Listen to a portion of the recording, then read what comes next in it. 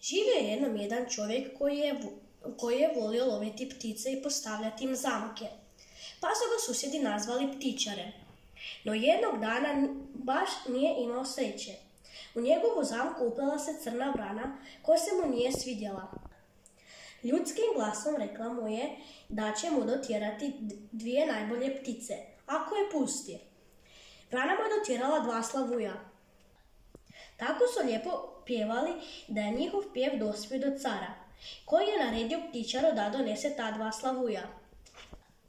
Ali caru to nije bilo dovoljno, pa je zahtijevao njihovu majku.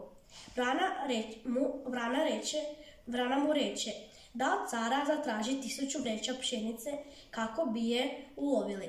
Ptičar je istresao vreće i kad su ptice vidjele pšenicu, poletjele su na hrpu i pronašle majku slavuja.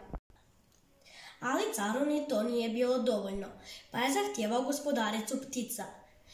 Vrana reče ptičaru neka od cara zatraži opremljen brod kako bi uhvatili gospodaricu. Kad su je našli, odveli su je caru, ali gospodarica je bila tužna jer je izgubila prsten u moru. Car je od ptičara zahtijevao da pronađe taj prsten. Ptičar je od cara tražio brod puno bačvi sa uljem, jer mu je tako rekla vrana. Svo ulje koje su dobili izlili su u more kako bi pronašli taj prsten. Tad je vrana zaronila i pronašla ga u moru. No gospodarica nije bila zadovoljna ptičarem, pa naredi caru neka ga baci u vatru. Vrana reče ptičaru da dobro izmuči konja i namaže se njegovom pjenom. Ptičar skače u vatru i zbog konjske pjene preživi vatru. Car se jako prestraši ptičara i njegovih sposobnosti, pa mu je dao plaću za sve njegove poslove i istjerao ga iz carstva.